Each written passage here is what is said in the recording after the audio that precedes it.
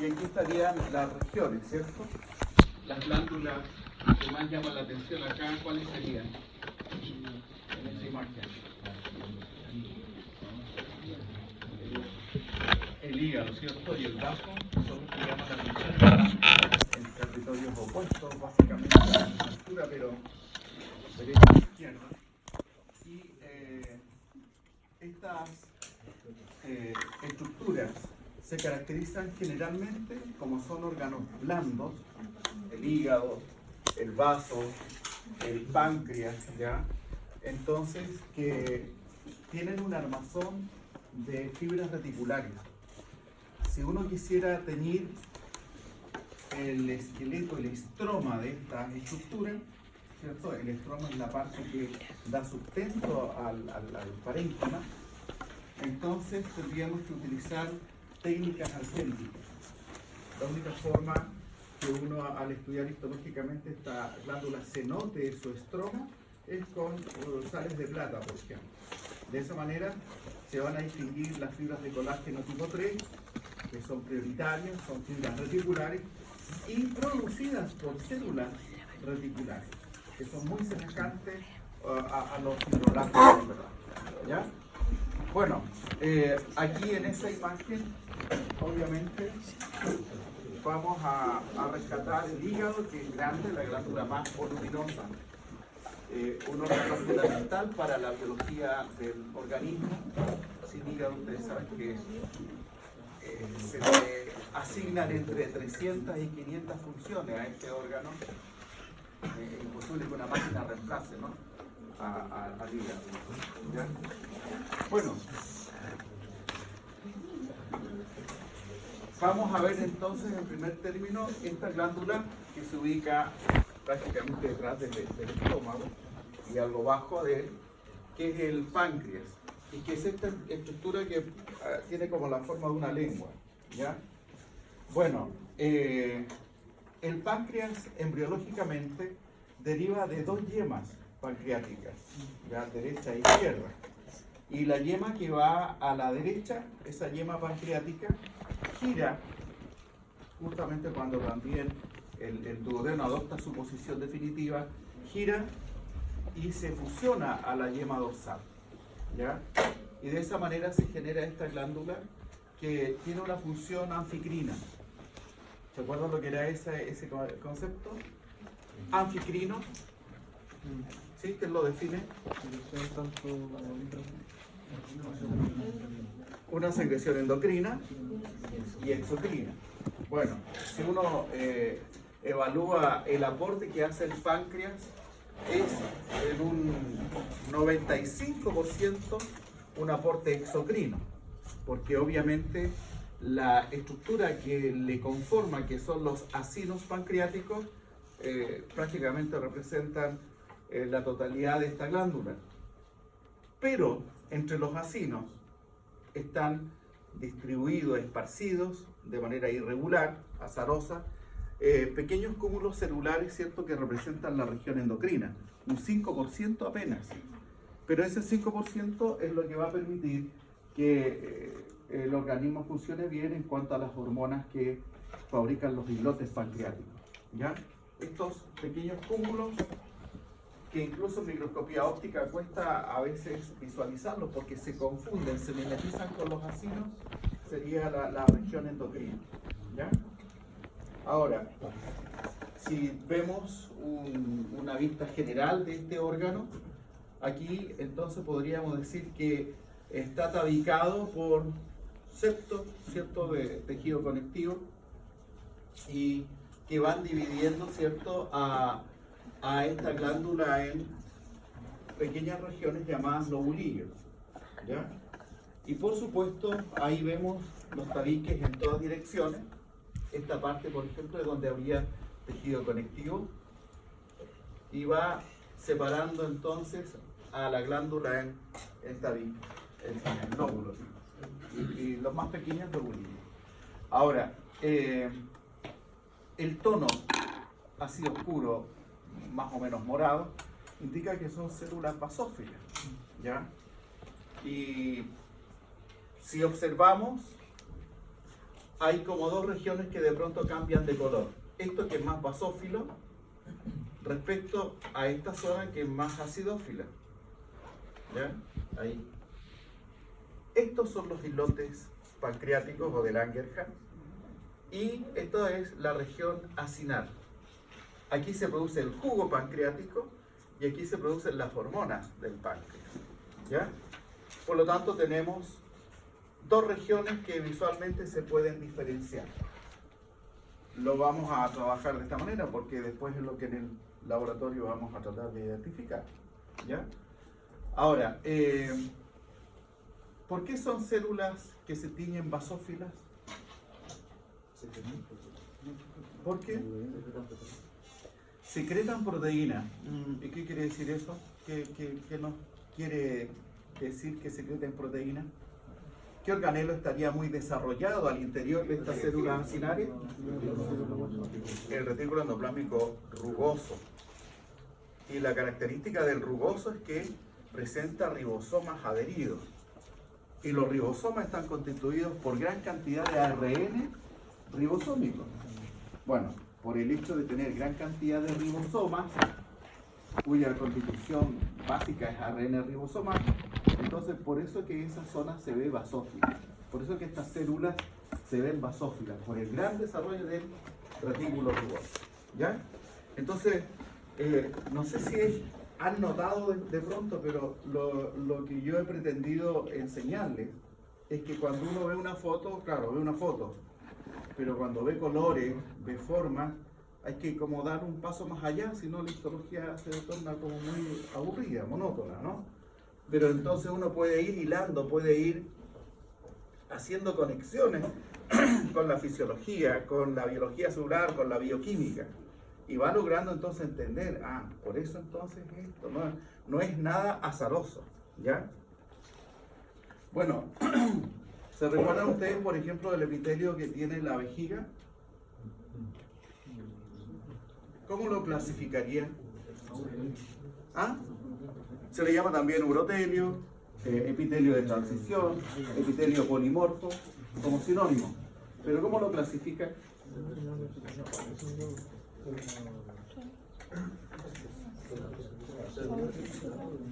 Ya, nosotros lo vimos como solo estratificado, ¿cierto?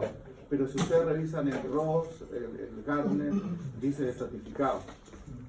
El dibujo lo dibujan como estratificado. Entonces, ¿y cómo hay contradicción? Y son libros de edición nueva. En el Gardner, donde dice que es estratificado, está equivocado. Ya es pseudo estratificado. Y de ahí que se vean las células paraguas y raquetas con la forma que tienen. ¿Ya? Pero eso, si uno se guía por el libro, el libro dice esto. Ya, pero está malo. Pero esa es la última edición.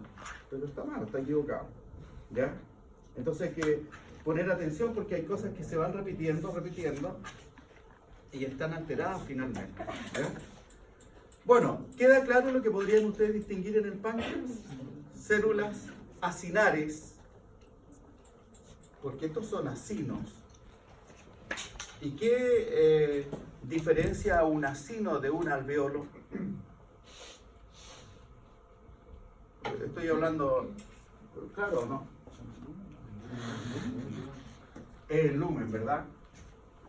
Esta glándula que es el páncreas, si aplicamos los criterios de clasificación sería, primero, es una glándula multicelular. ¿De acuerdo? Si es multicelular significa que está formada por muchas células. Pluricelular es lo mismo. La única glándula unicelular que tenemos en nuestra anatomía es la glándula llamada célula caliciforme, que algunos también llaman calciforme, ¿ya? Lo cual es un error. Multicelular. Si es multicelular, entonces va a presentar conductos que se llaman conductos excretores, ¿ya? Y también esta glándula va a presentar adenómeros. Los adenómeros son la porción de una glándula que produce el jugo. Los conductos son la porción de la glándula que conduce el jugo hacia una cavidad o al exterior del cuerpo. Bien, en este caso, el páncreas, su conducto principal, va a vaciar su producto, el jugo pancreático, en el duodeno, ¿sí? Ahora, los adenómeros son acinos, tienen forma acinar. Y un acino es una estructura como un grano de uva, pero que tiene un lumen muy estrecho, ¿ya? Muy estrecho. Por lo tanto, sus células, que son cerosas, esta es una glándula serosa siempre produce proteínas, ¿ya? Cuando es mucosa, genera principalmente carbohidratos complejos, ¿no? Que forman parte de los mucopolisacáridos. Bueno, esta es una glándula serosa porque produce proteínas. Es una glándula acinar porque su estructura de los adenómeros es de acinos, cúmulos de células que dejan un lumen muy estrecho donde vierten la secreción. Esto sería como un acino pancreático, ¿ya? Y como tiene muchos conductos excretores, que aquí en esta imagen no se ve, es difícil verlos igual, hay algunos pequeñitos intercalares, en fin, no es un solo conducto, por lo tanto, estos conductos pequeñitos, los intercalares que salen desde los acinos, van a confluir en conductos excretores mayores. Y cuando sabemos que un conducto excretor se ramifica, es porque se trata de una glándula compuesta. Entonces, ¿qué tipo de glándula es el páncreas? Es una glándula acinar compuesta. Significa que es grandota, significa entonces que tiene conductos ramificados. Bueno, ahí hay otra imagen, muy basófila se ve esta, ¿ya? Y aquí podemos ver ya con más detalle, esta sería una imagen como de 1000 aumentos, en donde se puede observar un islote aquí rodeado por los acinos, ¿ya?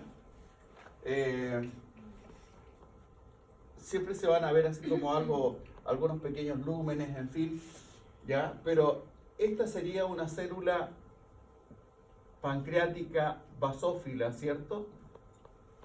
Y ustedes observan que aquí hay unos gránulos rojizos, ¿ya?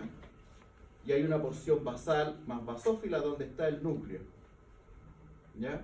Estas células, como son células secretoras, están polarizadas. Entonces, una célula de estas que tiene una forma triangular tendrá el núcleo hacia la base.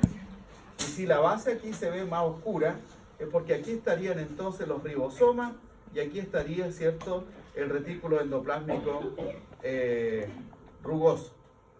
Y todos esos gránulos que están aquí encima son los gránulos que se van a secretar.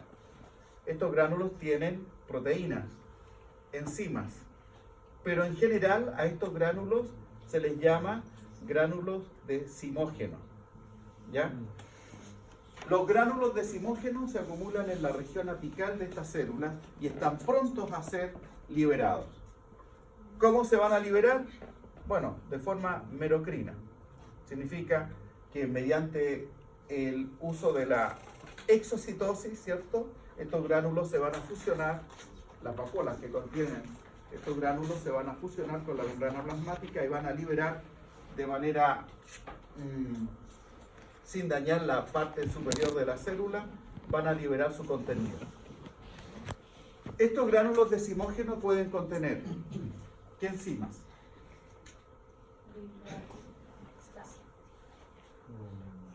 Enzimas hidrolíticas, ¿no?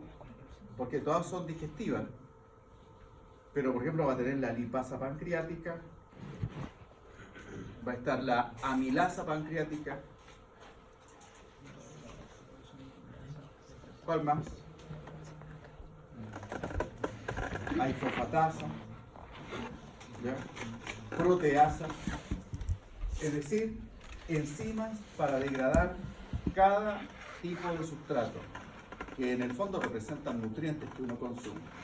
Así que el aporte pancreático a la digestión es enorme, ¿ya? Bueno, estos puntitos rojos, estos gránulos que se ven con inversión, son gránulos decimógenos y el contenido son enzimas digestivas. ¿Sí?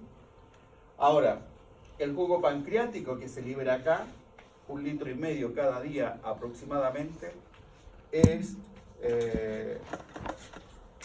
también alto en contenido en agua y en bicarbonato. ¿Por qué el jugo pancreático necesita bicarbonato? Va a regular el pH, ¿cierto? Estas enzimas pancreáticas que se van a liberar por estos gases son enzimas que actúan en pH alcalino, pH de 8 hacia arriba, hasta 10. Y por lo tanto, el bicarbonato ayuda a neutralizar el quimo ácido que viene del estómago. Entonces, los cambios de pH son importantes en el tubo digestivo, de pasar de un tramo a otro, para activar o apagar enzimas. ¿Ya? Por ejemplo, la amilasa salival. ¿Qué degrada la amilasa salival? El almidón. ¿Qué degrada la amilasa pancreática? Almidón también. Si el hecho de que uno mastique muy rápido el alimento y lo trague, la acción de la amilasa salival es ínfima, porque el pH neutro que hay en la boca, o levemente ácido, 3,5, la amilasa salival llegando al estómago se inactiva, ya no funciona, porque el pH es ácido. Entonces la amilasa salival se desnaturaliza y deja de funcionar. Así también la pepsina que se libera en el estómago, al pasar al duodeno se inactiva porque de pH muy ácido, aproximadamente 2 en el estómago, pasa a un pH alcalino, gracias entre otras cosas al bicarbonato del jugo pancreático. Bueno, la bilis también suma alcalinidad y las glándulas de Brunner o de la submucosa del duodeno también aportan alcalinidad. ¿Ya? Y ahí se inactiva la pepsina. Ahora, ¿qué células hay en los islotes? ¿Sí? Entonces, a rasgos generales, a medida que se van sumando más secreciones, se va haciendo más alcalino. Claro, para lograr ese pH 10, que es como el ideal para actuar las enzimas intestinales. ¿Ya? De hecho, el páncreas libera, por así decirlo, proenzimas, ¿cierto? Están inactivas. Y cuando llegan a la región con el pH adecuado, se activan finalmente. ¿Ya? Bueno, ¿qué células hay aquí en el islote? Hay células alfa, beta, delta, hay células F, células G, ¿ya? Pero obviamente las más conocidas son las alfa, que son células que generalmente, si uno quiere localizarlas, se ubican en la periferia del islote y son menos numerosas, 20 a 30% del acino, perdón, del islote, y fabrican el glucagón. Y al interior del acino, células beta. 70% más o menos del islote es las células beta y que fabrican la insulina. ¿Y qué importancia tiene la insulina? Que es la única hormona, ¿cierto?, que estimula que la glucosa que anda en la circulación en el líquido extracelular, ¿cierto?, ingrese a la célula y se almacene como glucógeno. La única hormona, siendo que hay otras tantas que la elevan. La hormona del crecimiento eleva el azúcar en la sangre. La adrenalina eleva el azúcar en la sangre. Los glucocorticoides, como el cortisol, eleva el azúcar en la sangre. ¿Y qué otro más eleva? La tiroxina. También eleva el azúcar en la sangre. Entonces estamos viendo que hay, y el glucagón.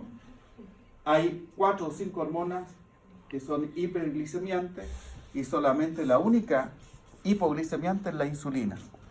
De ahí entonces que cuando hay una disminución en la población de células beta, se manifieste, ¿cierto?, la diabetes, ¿ya? Y tiene no pocas consecuencias. Las delta, bueno, hay textos que dicen que es una célula de reserva que se podría convertir en alfa y células beta. esa podríamos decir que es como una explicación más antigua, ¿no? Pero creo que por aquí ahí hay una diapo que es lo que dice ahora, ¿ya? Células delta, respondiendo a su pregunta, fabrica dos hormonas, gastrina. La gastrina va a estimular la secreción de jugo gástrico y también somatostatina, ¿ya? Hormona que igualmente participa en la homeostasis del uso de la glucosa, ¿no? Pero ahí, alfa, liberan glucagón, beta, insulina. Y acá las células F que producen polipéptido pancreático, que también actúa en la regulación, ¿cierto?, de la liberación de hormonas. ¿Ya? Ahora, aquí hay una imagen de un islote también, pero, como digo, con microscopía acá, que vamos a ver nosotros, tendríamos que decir células alfa en la periferia del islote, células beta más al interior, ¿sí? Porque para poder diferenciarlas hay que utilizar técnicas de histología que tiñen los gránulos de secreción. Y ahí se puede decir, esta sí es alfa o beta en imágenes de histoquímica, ¿sí? Técnica de histoquímica. ¿Ya? ¿Se responde a la pregunta entonces? Entonces, una de las explicaciones es que servía como una célula de reemplazo de las otras dos, pero ahora se sabe que en realidad libera hormonas también. ¿Ya? Bueno, volvamos un poquito atrás. Ahí está. ¿Queda claro o no? ¿Cierto? Bien, aquí estaría entonces la parte gráfica, ¿cierto?, de cómo es un acino.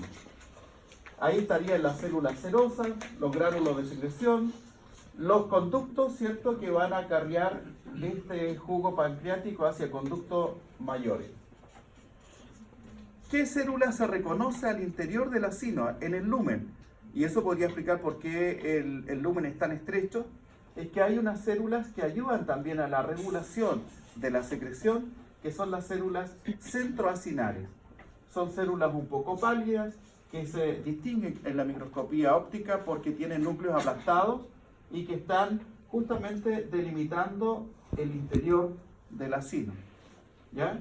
Estas células, digamos que son centroacinares, serían consideradas como parte de un conducto excretor primitivo, ¿ya?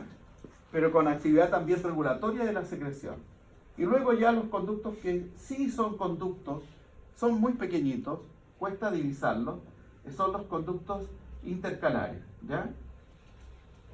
Y estos conductos intercalares van a confluir, van a ir recopilando, ¿cierto?, recogiendo el jugo de otros acinos para formar conductos mayores. ¿Qué pasa con el epitelio de estos conductos? Este es un epitelio cúbico bajo, que lo distingue, pero ya después en los conductos mayores el epitelio pasa a ser cúbico alto, luego cúbico estratificado y en el conducto mayor podría llegar a ser cilíndrico estratificado, ¿ya? Sería en el conducto pancreático principal, ¿ya? Ahí está la polaridad de la célula, que ya esa está prácticamente igual a esta que dibujé, ¿ya? Prácticamente igual. Y un esquema de la parte exocrina, ¿ya?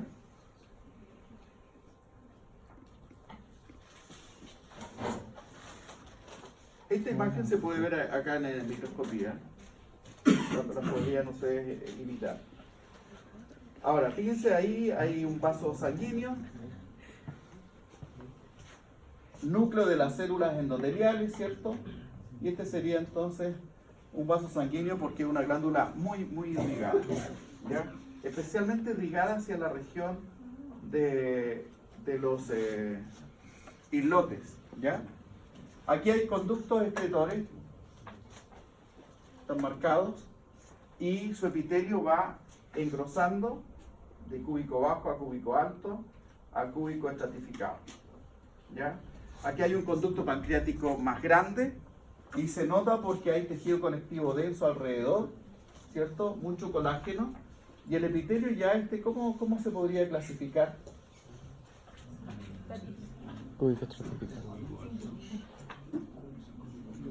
¿Podríamos decir que este ya es un conducto grande, ya es excretor? ¿O no?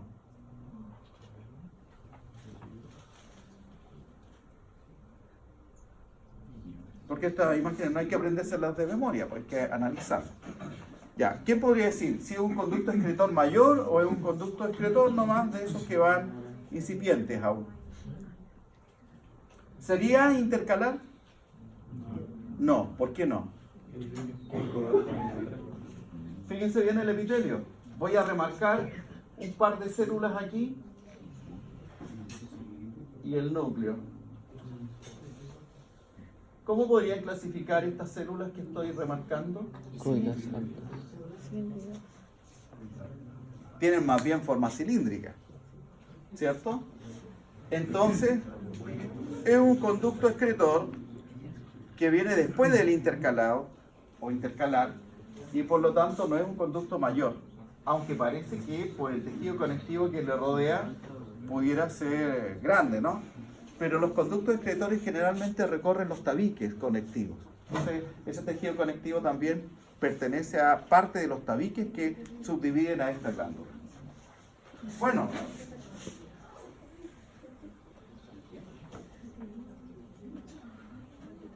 eso es la clase de páncreas. Se quería tirar. Ya. Esta imagen, para terminar lo de páncreas, es para repasar, porque lo vamos a tomar también en la clase del día lunes, que las células se pueden estudiar desde el punto de vista de un esquema, de una foto, de una imagen, y descubrir cuál es la polaridad, ¿cierto? La polaridad de una célula, histológicamente hablando, es cuando no uno analiza las cargas. Polaridad no tiene que ver con carga en este caso, sino como distribución de sus componentes internos según la tarea que la célula realiza. Y ahí participa mucho la distribución de los orgánulos y obviamente el citoesqueleto. Entonces, por ejemplo, esta célula que hay aquí está polarizada porque vemos que es una célula secretora. El núcleo está en la parte basal y todos los gránulos de secreción están en la región más bien medial y apical. Esta podría ser fácilmente una célula mucosa, ¿ya? Como una célula caliciforme, por ejemplo. Esta célula que hay aquí, ¿qué les dice a ustedes algo? Esa flecha amarilla está indicando hacia dónde vierte la secreción. Estas son células glandulares, ¿ya? Esta célula, ¿alguien dijo? Endocrina, ¿cierto? ¿Por qué sería endocrina? Está liberando hacia la región basal de la célula. Esa es la región apical, esta es la región basal. Y por lo tanto, si estos gránulos están ubicados entre el núcleo y la membrana basal, se trata de una célula endocrina. El jugo, en este caso, la secreción, la sustancia, va a atravesar la lámina basal, luego atravesará la célula endotelial de los capilares subyacentes y el producto se vierte a la sangre, ¿ya? Bueno, y esta es otra célula que está liberando gránulos de zimógeno, que generalmente son oscuros, frente a las granulaciones blancas que son de moco, ¿ya? Es una pista para que ustedes puedan ver. ¿Preguntas? ¿No? ¿Está facilito el páncreas? Histológicamente no es complicado. ¿Ya?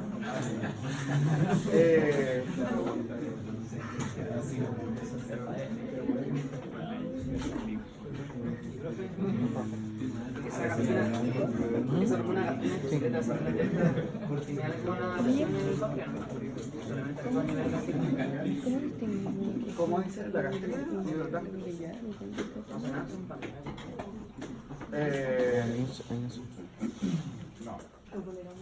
No, actúa sobre el estómago. Sobre la motilidad, o sea, intensificando los movimientos peristálticos estomacales, y además la secreción de jugo gástrico, rico en enzimas, ya en pepsina en este caso. Ya, la glándula que vamos a ver ahora es la suprarrenal. Desde el punto de vista clínico de la parte médica es muy importante, ¿no? Porque si quisiéramos hacer algo como de una relación clínica entre el páncreas y todos los futuros casos que ustedes van a ver, se van a encontrar, ¿cierto?, con la terrible enfermedad llamada diabetes, la diabetes mellitus. Ustedes deben saber que uno de los principales blancos donde la diabetes afecta es al sistema vascular. Se alteran mucho los capilares sanguíneos. Y cuando dice ya, entonces, ¿qué región del cuerpo se afecta más? Todas, si todas tienen capilares, aunque hay redes capilares más ricas, más densas en algunos sectores de nuestro cuerpo que en otros, ¿ya? Por ejemplo, la diabetes, en el caso de que se puede producir por descenso en las poblaciones de células beta, ¿cierto? También se puede producir diabetes porque hay problemas en los receptores para la insulina. Hay insulina, pero las células blancas no tienen receptores para responder, la insulinoresistencia. Entonces, fíjense bien, órganos que afectan los niveles altos de azúcar, la diabetes. Se afecta la retina, porque obviamente en el ojo se van produciendo problemas a nivel de vascularización, se produce rompimiento de los capilares de la retina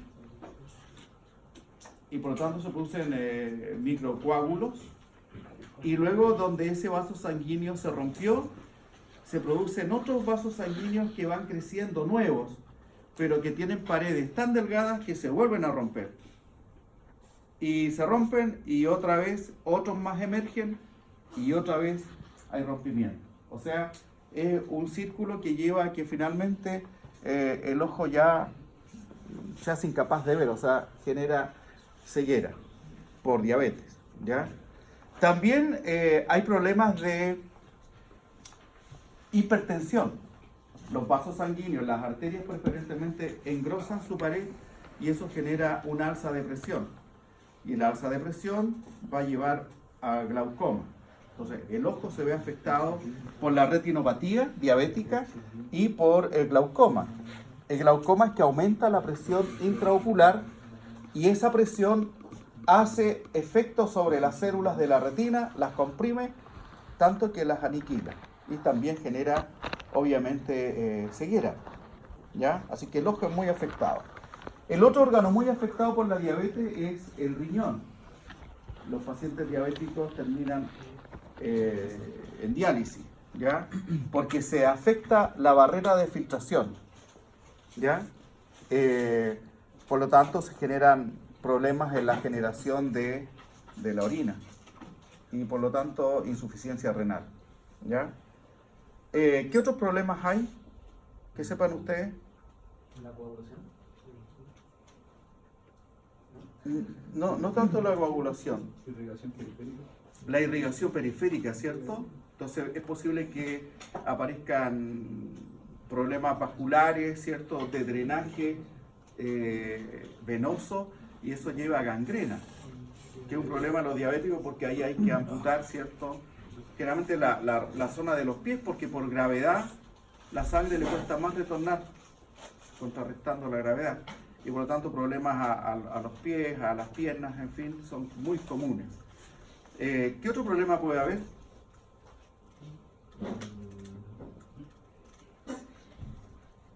Si la glucosa no puede entrar a la célula ¿cómo obtiene energía? ATP.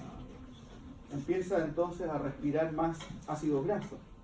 Por lo tanto, el organismo tiene que disponer de ácido graso para todas las células y se elevan los triglicéridos y los lípidos circulantes. Entonces eso va a llevar a aterosclerosis. ¿Y qué significa? Que las grandes arterias coronarias, por ejemplo, se van a tapar y se van a obstruir, generando infartos. Así que las consecuencias son bastantes.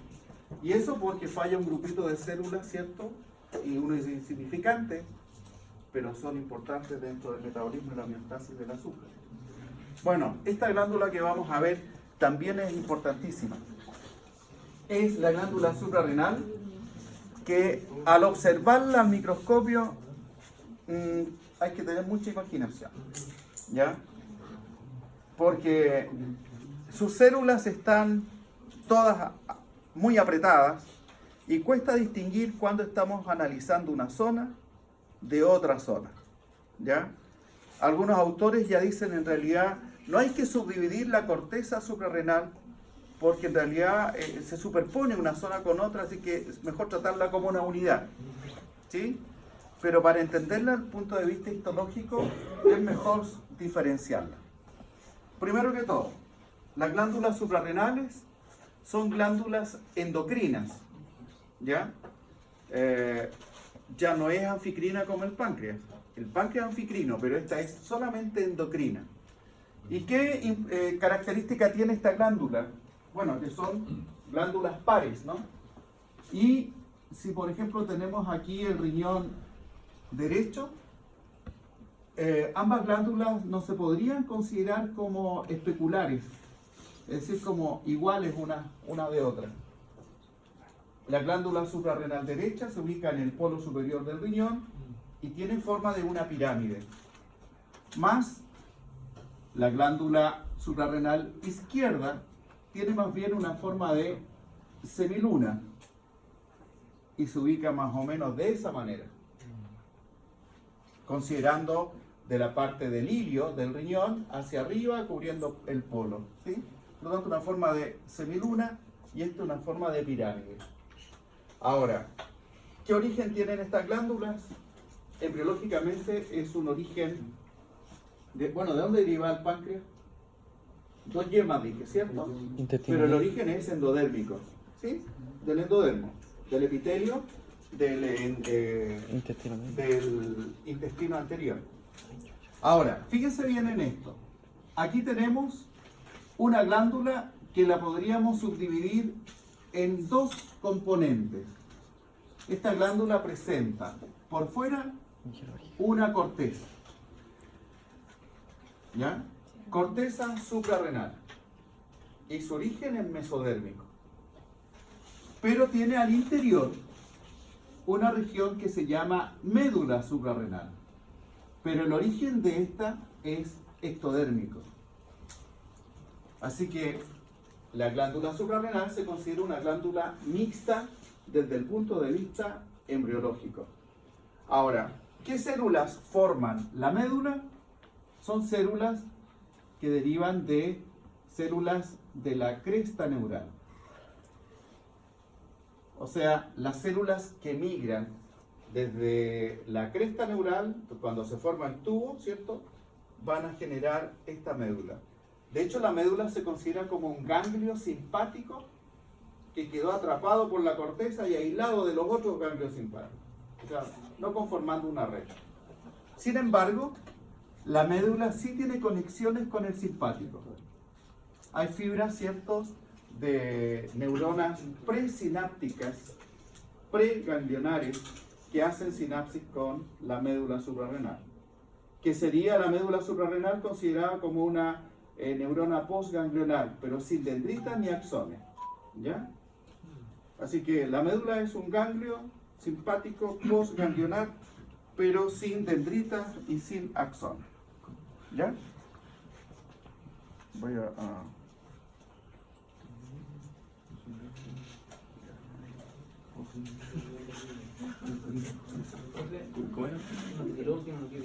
Bueno, ni yo, pero así aparecen los libros. No. Las células de la cresta neural. Las células de la cresta neural forman los ganglios, ¿cierto?, del simpático. Y el ganglio que constituiría la médula suprarrenal es un ganglio que quedó como atrapado y rodeado por la corteza, ¿sí? ¿Qué mantuvo esa célula que sería postganglionar?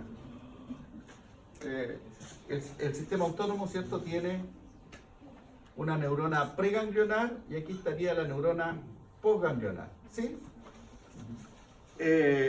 Las del simpático tienen axones largos postganglionares, ¿cierto? Y estos anteriores son cortos. Bueno, lo dibujé al revés. Aquí hice un dibujo del parasimpático. Lo voy a arreglar. Ahí es del simpático. Ya, entonces, esta neurona que sería postganglionar es la que va a formar entonces la médula suprarrenal. Quedó atrapada por la corteza. Y como ya se va a mantener el soma nada más, esta neurona postganglionar pierde el axón y también las dendritas. ¿Sí? Pero mantiene conexiones sinápticas con la neurona preganglionar. Esta neurona preganglionar libera cierto acetilcolina. Y por lo tanto, la acetilcolina del sistema simpático de esta neurona preganglionar es la que va a estimular a la médula suprarrenal. ¿Ya? Bueno, hablando entonces del origen embriológico, es mixto. Y por lo tanto, la naturaleza química de sus hormonas es diferente. Si uno dice, ¿qué hormonas libera la corteza? Que es de origen mesodérmico, entonces son hormonas derivadas del colesterol. Son esteroidales. Mientras, ¿qué hormonas produce la médula? Son sustancias químicas llamadas catecolaminas. O sea, de origen aminoacídico. Adrenalina y noradrenalina. Eso es lo que se libera aquí. Son aminoácidos modificados, aminoácidos libres. ¿Ya? Entonces, adrenalina 80%, noradrenalina 20%. En esa proporción se libera. Ya, aquí está entonces un corte histológico. Cuando veamos al microscopio esto, paciencia, porque tienen que tomar como referencia la disposición de las células. Bien, lo primero que distingue a este órgano es una cápsula de tejido conectivo. Una cápsula de tejido conectivo que es gruesa. Además, mirándola en fresco, digamos, las glándulas suprarrenales no se ven, porque están cubiertas por grasa visceral. O sea, hay que escarbar en grasa para poder acceder a estas glándulas. ¿Ya? Bueno, la cápsula de tejido conectivo. Luego, inmediatamente bajo la cápsula, vamos a encontrarnos con una zona glomerular. Zona glomerular significa, un glomérulo es una estructura redondeada. Por lo tanto, podríamos ver células que aquí en esta zona se van a disponer en estructuras esféricas. Agrupación en forma de, como si fueran acinos. Glomérulos, finalmente. Bueno, esta zona es estrecha. De toda la corteza puede representar un 10% aproximadamente. ¿Ya? Así que es una fina capa. Como ustedes saben, sin que no vean ni palota a lo mejor, pero que están en la zona glomerular, es porque la cápsula les sirve de pista. Veo la cápsula, entonces inmediatamente abajo en la zona glomerular. ¿Ya? Bueno, esta zona glomerular. Luego viene otra zona que se llama zona fascicular. La disposición de estas células es en cordones longitudinales. Se van formando cordones a lo largo, ¿cierto? Ordenados, así como muy parecido a los cordones que forman los hepatocitos en el hígado. Y entre medio de esos cordones se van disponiendo capilares sinusoides, ¿ya? Donde se van a vaciar las hormonas. Entonces, zona fascicular. A estas células de la zona fascicular, como acumulan muchos gránulos de secreción en el citoplasma, y además que se ven medias blancas estas células más pálidas, según lo vemos acá, esto más basófilo, esto más pálido, entonces a esto se le llama también espongiocitos, ¿no? Como si fuera una esponja. Y la última región, que es también pequeña, es la zona reticular. Aquí las células se ordenan en cordones, pero formando como redes. Por eso se llama reticular. Cada nombre tiene su lógica en cuanto a cómo se observa. Se observan glomérulos, se observan haces, fascículos y se observan redes. ¿Ya? Luego de esta parte de la zona reticular, vendría entonces la zona medular. Y aquí estarían las células de origen ectodérmico. Ahora, ¿cuál es la importancia de esta glándula? Es que va a secretar entonces hormonas esteroideas, que son de 3 familias. Cada zona se asocia a un grupo de hormonas distintas. Así, por ejemplo, la zona glomerular va a liberar mineralocorticoides. Aquí son nombres largos, ¿no? Mineralocorticoides. Esos mineralocorticoides van a regular la cantidad de minerales en los líquidos corporales. Por ejemplo, la aldosterona, que es una hormona que les debe sonar familiar, pertenece, ¿cierto?, aldosterona, pertenece, ¿cierto?, a ese grupo de hormonas. ¿Por qué es importante la aldosterona? ¿Qué regula? Sí, ¿de qué? ¿De qué ion? El sodio. Sodio, ¿cierto? La aldosterona estimula la retención del sodio versus la excreción de potasio a nivel de los túbulos renales, distal y colector preferentemente. ¿Ya? Entonces, cuando la corteza suprarrenal va a liberar mineralocorticoides, cuando reciba el estímulo de la angiotensina 2. ¿Ya? La angiotensina actúa sobre la corteza, sobre esta zona en particular, y la respuesta es liberar aldosterona. ¿Sí? Esa es la función. La zona fascicular va a liberar, lo que se llaman, ¿cierto?, glucocorticoides. Ese es el grupo de moléculas, glucocorticoides, donde podría estar el cortisol, la cortisona. Y el efecto del cortisol, ¿cuál es?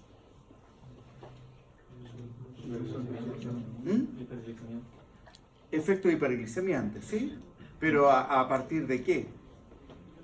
Es hiperglicemiante porque el cortisol afecta la gluconeogénesis, ¿no?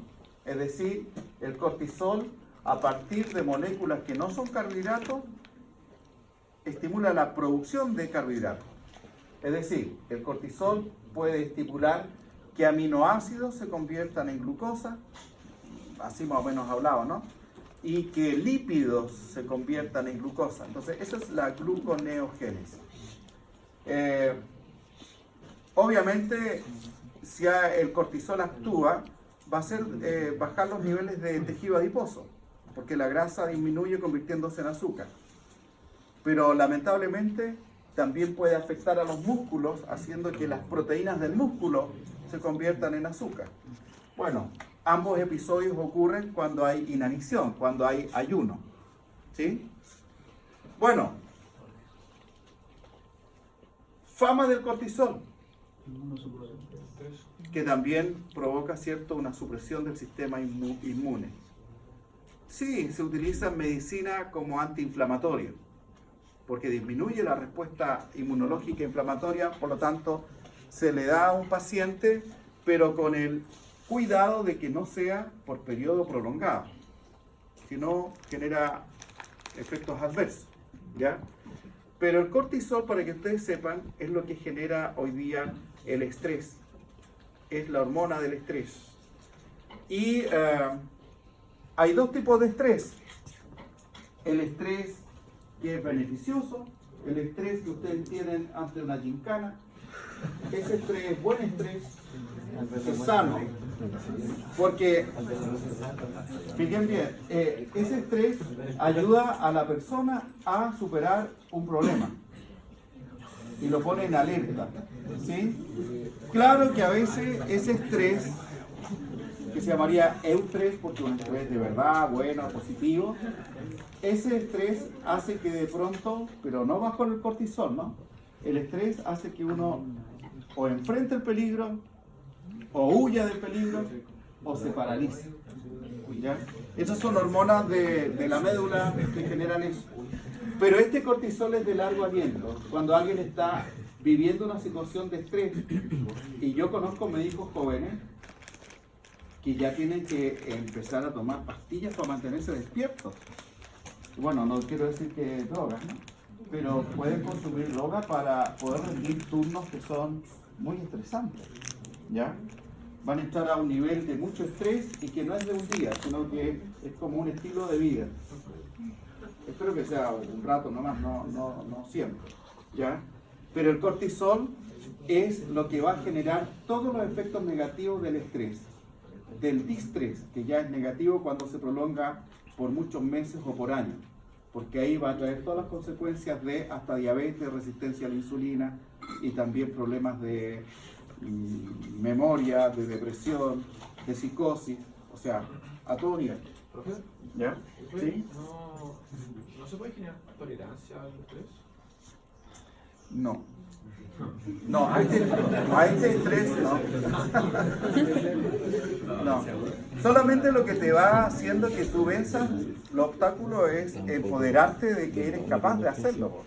Entrenarte. Sí, claro. Esto genera rompimiento de incluso niveles altos de cortisol, estimula la destrucción del colágeno, por lo tanto envejecimiento rápido. No sé si ustedes han visto imágenes de presidentes cuando asumen y cuando terminan su periodo presidencial. El envejecimiento que experimentan es gracias a los niveles altos de cortisol que han experimentado por todas las críticas. Nadie le cae bien a todos, ¿no? Entonces son periodos estresantes, ¿no? Bueno, eso es el cortisol. ¿Qué genera la zona reticular? Esta zona genera andrógenos, hormonas masculinas, pero son andrógenos de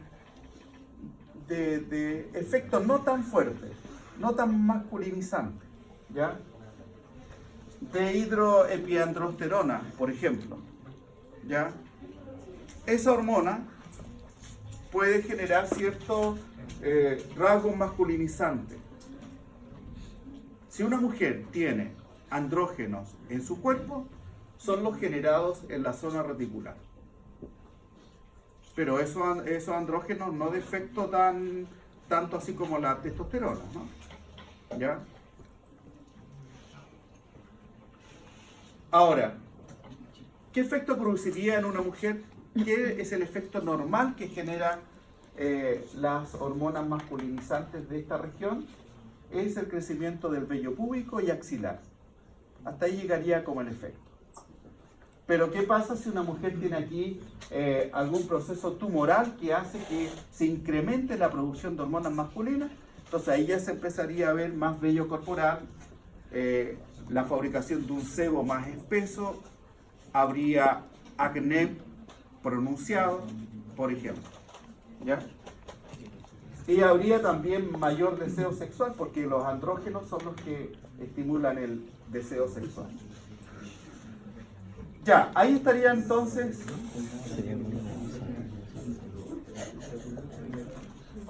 andrógeno. Y luego, la médula, ¿qué es lo que produce?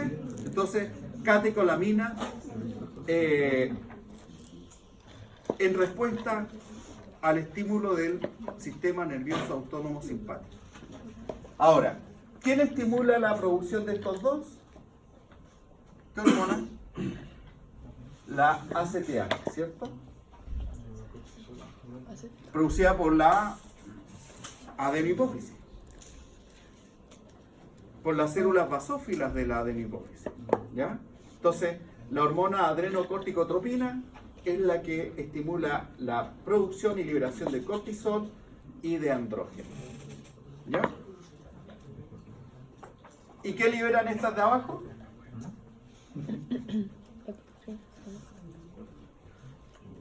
Catecolamina.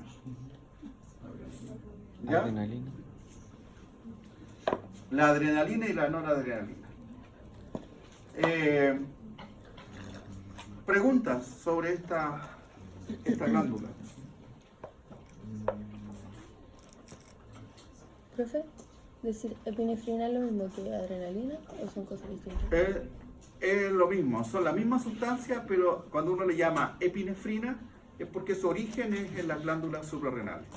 A diferencia de la adrenalina, que podría ser en las neuronas postganglionares del simpático o a nivel cerebral, ¿ya? Pero es lo mismo, epinefrina o norepinefrina. Ahora, si yo dijera aquí en mi cerebro se libera epinefrina, estaría un poco equivocado por el nombre, pero es la misma sustancia, ¿ya? Un detalle, estas células de acá, de la zona reticular, pueden acumular un pigmento llamado liposfucsina. ¿Ya? La liposfucsina también se encuentra en las células musculares del tejido cardíaco. Y la liposfucsina se acumula cuando hay envejecimiento de los tejidos. Así que la zona reticular acumula un pigmento pardo, no es melanina, sino liposfucsina se llama. Y lo otro, que si aquí estas células de la médula se tiñeran con dicromato de potasio, por ejemplo, se tiñirían muy oscuras. Es como una forma de diferenciar la zona medular de la cortical, el dicromato de potasio, ¿ya? Estas células se tiñen oscuro porque se oxida rápidamente ese colorante. Aquí hay una disposición mejor de la zona. Zona glomerular, fíjense cómo está delimitada ahí.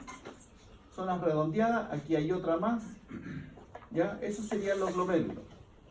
Esta es la zona fascicular porque van formando cordones, dejando entre medio capilares sinusoides. Espongiocitos, por la apariencia de estos gránulos blancos que no se tiñen, ¿ya? Por eso se les llama espongiocitos. Aquí está la zona reticular, más oscura incluso, por la liposfucsina, igualmente abundante irrigación, y acá en la zona medular, ¿ya? ¿Preguntas sobre esta? Ahora, hay mucha información al respecto de estas estructuras o glándulas, ¿no? Pero estas imágenes las saqué del Kirschenbaum, ¿sí? Por si acaso, ahí están, las pueden buscar. ¿Cuál? ¿Cuál es? Un libro de histología. El otro autor es Laura 3, se llama. Laura 3 y Abraham Kirschenbaum. ¿Ya? Es como difícil el nombre. Kirschenbaum. Ya, y ahí aparece este texto, por ejemplo, le va a facilitar la comprensión. Aquí aparece obviamente la irrigación que presenta la glándula suprarrenal y se observa, ¿cierto?, que hay abundantes redes capilares para recibir justamente la secreción endocrina. Toda glándula endocrina siempre está extremadamente irrigada para poder captar la hormona, ¿ya?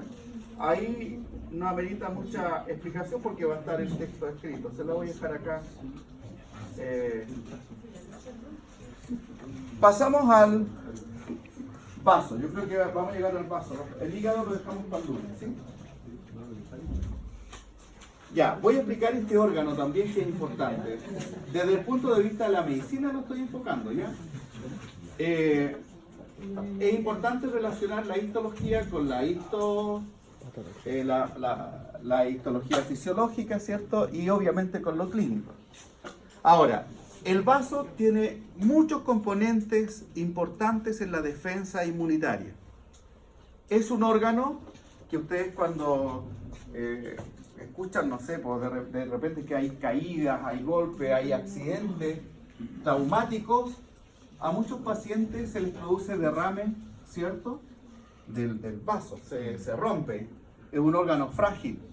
Y entonces la forma de subsanarlo es extrayendo el vaso. ¿Y qué va a pasar con este vaso? La persona va a sufrir alguna descompensación. Dice que no, en realidad hay otros órganos linfoides que ya hemos visto, timo, los ganglios, las placas de Peyer, bueno, en fin, las amígdalas, que están formados por el mismo tejido linfoide. Pero en realidad las funciones que tiene el vaso son importantes porque va a ser un órgano en donde va a haber intercambio de antígenos, de anticuerpos, va a haber extravasación de células defensivas, linfocitos, T, B, macrófagos, donde las células sanguíneas se van a mezclar con estos elementos blancos figurados y por lo tanto es un órgano crucial para la defensa humoral. Una persona sin vaso entonces va a quedar más indefensa frente a los patógenos. Ese sería un efecto, ¿ya? Bueno, cuando uno observa una estructura como el vaso, entonces no lo podemos clasificar ni como glándula, ni exocrina, ni anficrina, ni endocrina. El vaso es un órgano linfoide. O sea, lo tenemos que categorizar como un linfonodo, como una amígdala, ¿ya?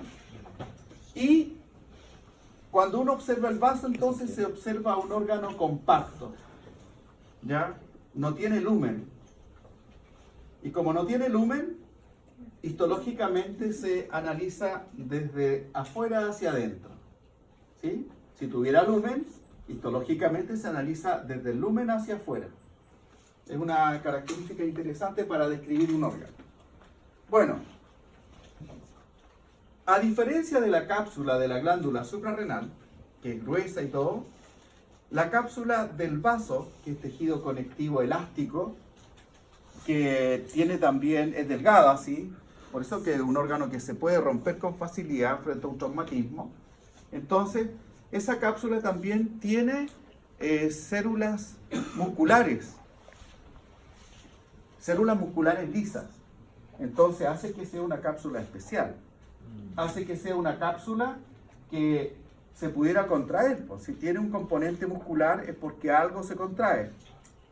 Pero, no sé si ustedes leyeron alguna vez que se dice que el vaso, como tiene mucha sangre en su interior como una esponja, entonces el vaso en una situación de emergencia, que hay que entrar a correr, por ejemplo, la sangre que tiene podría servir como de reserva para ser enviada hacia los músculos y sería entonces un reservorio de sangre, 1/4 de litro podría ser.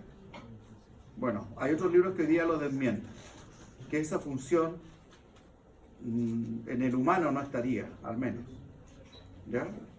Ahora, primer texto que leo que aparece eso, ¿no? Que es la última edición del Gardner, pero me entró la duda. Así que podría ser falso lo que aparece ahí, ¿ya? Porque si uno dice, ¿por qué hay algo ahí? ¿Por qué hay fibras musculares? Contracción. A diferencia de otras cápsulas de otros órganos que no tienen fibras musculares. Si hay algo es porque hay alguna función que está cumpliendo, ¿ya? Bueno, el vaso, ¿cierto? Que se ubicaba en el hipocondrio izquierdo, ¿cierto? Es un órgano medio con esa forma. Tiene una parte convexa y una cóncava. En la región cóncava, que es el ilio, es por donde, ¿cierto?, va a entrar la irrigación sanguínea y los nervios. Y por el ilio también van a salir las venas y los vasos linfáticos, ¿ya? Entonces, este sería el ilio. La arteria que irriga el vaso es la arteria esplénica, ¿sí? Y la cápsula es más delgada en la región convexa y aquí en la región del ilio la cápsula es más gruesa, ¿ya? Componente elástico, componente muscular. Este órgano llamado ilio, entonces, desde la cápsula va a enviar tabiques cortísimos que no dividen a la glándula ni el lóbulo ni el lobulillo. Solamente son tabiques que se le puede llamar trabéculas, ¿ya? De la cápsula se envían trabéculas hacia el interior del órgano. Por lo tanto, lo que uno observa allí es un órgano macizo. Pero llama la atención que haya unas estructuras corpusculares como estas y hay otra zona con muchos puntitos oscuros, ¿ya? Bueno, en el vaso en fresco, porque este está teñido con hematoxilina eosina, en un corte del vaso se ven zonas grises y zonas rojas. Bueno, como es un relleno, entonces a ese relleno, al parénquima de la glándula, se le va a subdividir en pulpa blanca y pulpa roja. La pulpa blanca es lo que se va a ver gris, más oscuro, más denso. Y aquí vemos, por ejemplo, esta estructura. Eso sería pulpa blanca. Y esto de acá sería pulpa roja. ¿Ya? Ahora, ¿por qué pulpa blanca? Porque ahí hay una gran cantidad de tejido linfoide, de linfocitos. ¿Ya? Linfocitos T y linfocitos B. Y dentro de los linfocitos T, sus variedades, ¿no? Están los helper, están los citotóxicos, por ejemplo, que serían las células asesinas. ¿Ya? Y en la pulpa roja, ¿por qué se ve roja? Es porque hay muchos elementos sanguíneos. Hay sinusoides. Por lo tanto, es un órgano lleno de sangre. ¿Ya? Pulpa blanca, pulpa roja. ¿De acuerdo? Cápsula que envía trabéculas hacia el interior. Ahí hay una trabécula. Ahí se ve. ¿Ya? Aquí podría haber otra parte de una trabécula. Bueno, ahí dice el 2, esa pequeñita también. Ya. Esa es la forma que tiene el vaso. Ahora, es un órgano complejo. ¿Y por qué es complejo?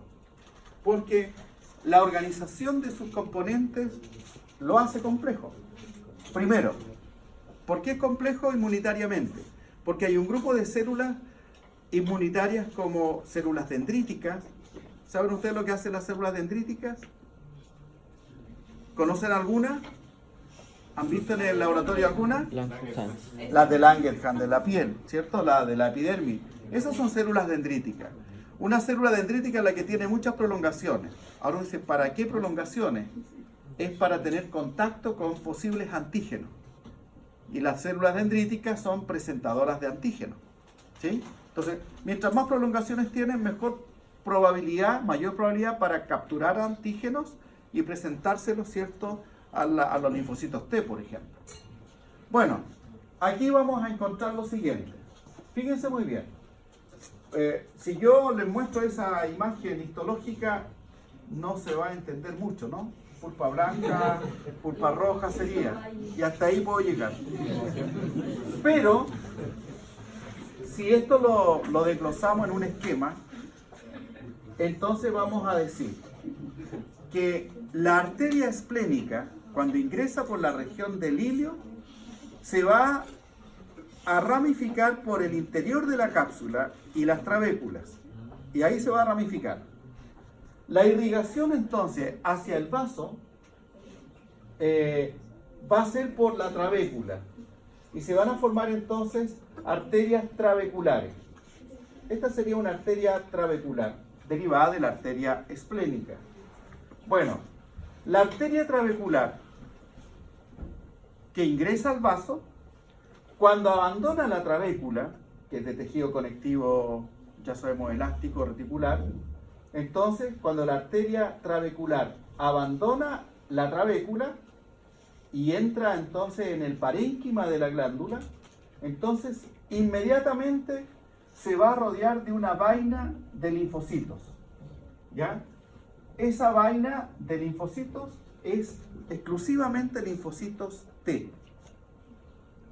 Y eso hace, son tan densos estos linfocitos, que entonces va a hacer que se vea más gris en un corte en fresco. ¿Ya? Entonces tenemos la arteria que va a ir dirigida aquí en medio, rodeado por esa vaina. ¿Ya? Cada cierto trayecto, esa arteria rodeada por la vaina podría incrustarse dentro de un folículo linfático, que sería como el equivalente a un nódulo linfático. Y en este folículo linfático, que se divide en dos zonas, una corona y un centro germinal, aquí abundan los linfocitos B. Entonces, linfocitos T en la vaina que rodea la arteria y linfocitos B en los folículos, tanto corona como centro germinal. ¿De acuerdo? Entonces ahí ya hay una disposición de los linfocitos. Ahora, ¿qué hace que un linfocito se vaya a un lugar o a otro? Moléculas de señalización. ¿Ya? Solamente moléculas de señalización. ¿Qué pasa con esa arteria que atraviesa el folículo? Bueno, de ellas emergen ramas que van a llevar irrigación a todo el folículo. ¿Ya?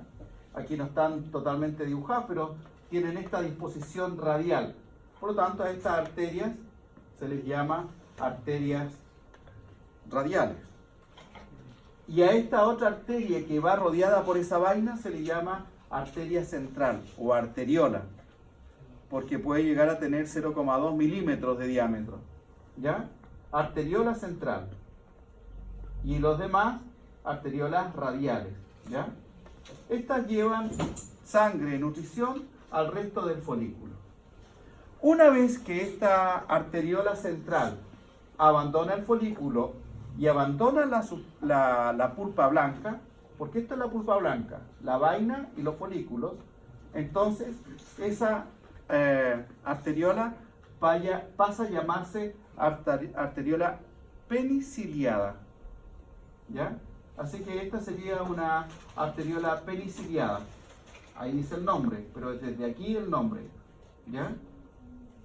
Y así como sale esta, que es única dibujada, salen muchas más porque parecen como los pelos de un pincel. A eso se refiere peniciliada. ¿Ya? Y bueno, estas arterias peniciliadas van a tener 3 regiones. Una región donde la vemos que se vuelve a ramificar, ¿cierto? ¿Ya? Y que está como desnuda, directamente rodeada por la pulpa roja. Y después viene una región muy llamativa que se rodea de puros macrófagos. ¿Ya? Y después otra región que desemboca en los capilares sinusoidales, capilares venosos. Entonces la arteriola peniciliada tiene una región desnuda, una región rodeada de macrófagos y otra región que termina desembocando en capilares, ¿cierto?, sinusoidales venosos. Ahora, ¿por qué creen ustedes que hay tanto macrófago rodeando esta porción de la arteriola? ¿Qué hacen los macrófagos? Fagocitan. Estos macrófagos tienen una función muy importante porque son capaces esos macrófagos de destruir los microbios que puedan estar en la circulación. Destruyen glóbulos rojos envejecidos. Por lo tanto, el vaso tiene una importante función de destruir sangre, ¿no? De hemólisis. También destruyen plaquetas envejecidas. ¿Cómo se sabe que una membrana de una célula está envejecida? Es porque el azúcar llamado galactosa queda expuesto en los oligosacáridos de membrana. ¿Y por qué queda expuesto? Porque se le sale una sustancia protectora que es el ácido ciálico. ¿Ya? Entonces las membranas jóvenes tienen ácido ciálico protegiéndolas. Pero tanto circular y oxidarse, ese ácido ciálico desaparece. Y el macrófago es capaz de detectar cuando una membrana está envejecida. Por lo tanto, si un macrófago detecta un glóbulo rojo que tiene 90 días aproximadamente ya de vida, entonces lo va a destruir. ¿Cierto? Ahora, ¿qué va a pasar con lo que sale del glóbulo rojo? Que es la hemoglobina. Se van a liberar los grupos heme, se va a liberar el hierro, que compone parte de ese grupo heme, del grupo hemo, y también se va a liberar la porción globina, que es la región que está formada solo por aminoácidos. Entonces la globina se hidroliza, se obtienen los aminoácidos y se ocupan esos aminoácidos para fabricar proteínas. La misma hemoglobina después u otra. El hierro se dirige obviamente a la médula ósea roja, transportada por la transferrina, que es una proteína fabricada por el hígado, y ahí se va a ocupar para fabricar más hemoglobina, en los glóbulos rojos nuevos. ¿Ya? Entonces, la función de estos macrófagos es limpiar la sangre, actúan como un filtro. ¿Ya? Luego, fíjense otra cosa que está en discusión, si el caso todavía no termina de ser bien estudiado. Está en discusión de que se dice que cuando a uno le preguntan, ¿qué circulación tenemos? Lo vieron ustedes también en anatomía, en la parte de vascular, ¿cierto? Que nuestro sistema se define como un sistema circular doble, cerrado, completo. Bueno, circulación cerrada. Pero en el vaso se puede dar circulación cerrada y circulación abierta. ¿Ya? Por ejemplo, cuando esta arteriola peniciliada continúa el recorrido que dije anteriormente y termina desembocando en los capilares sinusoidales, eso es circulación cerrada. La sangre nunca abandonó un vaso sanguíneo. Pero puede ser que esta arteriola peniciliana no desemboque directamente en los capilares sinusoides, sino que la sangre se vierta directamente en la pulpa roja. Entonces, aquí la sangre y los elementos figurados quedan libres, fuera del sistema vascular. Y eso se llama entonces circulación abierta. Entonces, en el vaso habría circulación cerrada, que es más abundante, y también podemos encontrar circulación abierta.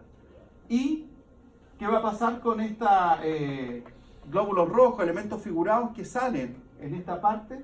Terminarán ingresando a los capilares sinusoidales por las paredes, porque estos capilares sinusoides son fenestrados, tienen perforaciones, la lámina basal es discontinua, entre las células endoteliales quedan espacios de 2 a 3 micrómetros de separación y por lo tanto ahí puede haber un intercambio de elementos figurados, ¿ya?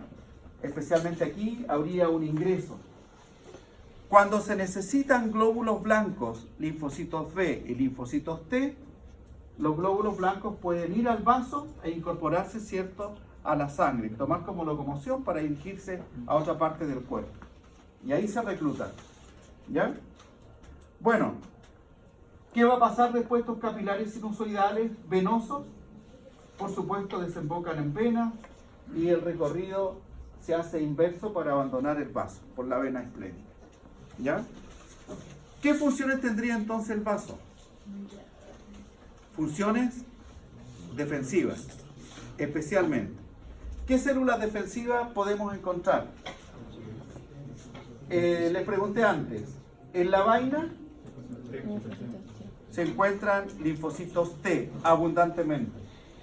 En los folículos, tanto corona como centro marginal, germinal digo, se van a encontrar linfocitos B. Pero cuando un folículo tiene centro germinal es porque está fabricando anticuerpos. Se están reproduciendo los linfocitos B. Este folículo, si yo le veo con centro germinal es porque está reaccionando a un antígeno. Si lo veo todo compacto, no. ¿Ya? Ahora, última cosa para terminar. Fíjense qué pasa con estas arteriolas radiadas que hay acá, ¿no? O radiales. Estas arteriolas confluyen en el margen de la pulpa blanca, formando un área que se llama la zona marginal. Esta zona marginal tiene aproximadamente 120 micrones de diámetro, de espesor, y aquí en esta zona uno puede encontrar linfocitos B, linfocitos T, plasmocitos, macrófagos. Es decir, toda una batería de células que también están como... Aquí sería a la zona a la cual me refiero, ¿sí?